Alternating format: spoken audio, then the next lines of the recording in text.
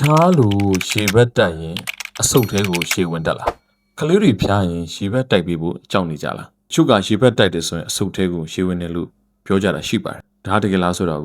ကျွန်တော်ရှင်းပြပေးပါမယ်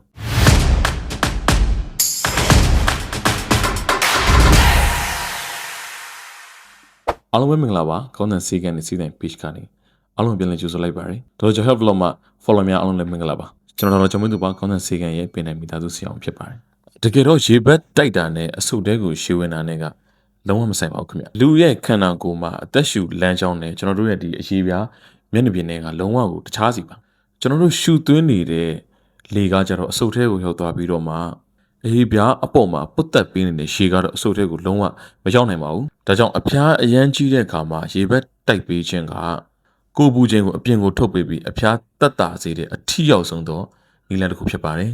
ဒါပေမဲ့တတိထားမဲ့အချက်တစ်ခုရှိပါတယ်ရေဘက်တိုက်တဲ့အခါမှာရေခဲရေဒါမှမဟုတ်အလွန်အေးတဲ့ရေကိုမသုံးပါနဲ့တကယ်လို့များအဲ့လိုသုံးခဲ့ပြီဆိုရင်လူကပိုပြီးတုံရီလာပြီးတော့မှအဖျားကိုပိုတက်စေပါတယ်ဒါကတော့ဖမ်းနာတဲ့အခါရေဘက်တိုက်တာနဲ့ပတ်သက်ပြီးတော့အများစုအထင်မှားနေတဲ့အချက်လေးပဲဖြစ်ပါတယ်အခုမြတ်ပေးတဲ့အချက်လေးကမိမိတို့ဘူးတူတက်ရရဆိုရင်တော့ comment မှာ yes လို့ရေးခဲ့ပေးပါပြီးတော့ဖျားနာတဲ့အခါရေဘက်တိုက်ကမှကြောက်နေတဲ့မိတ်ဆွေတို့လည်းပြန်ပြီး sharing လုပ်ပေးလိုက်ပါ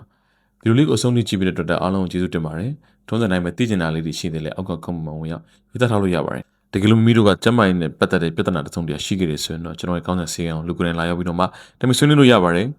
ဆိုတော့အားလုံးပဲမင်္ဂလာရှိသောနေ့လေးဖြစ်ပါစေနောက်ဗီဒီယိုမှာပြန်တွေ့တာ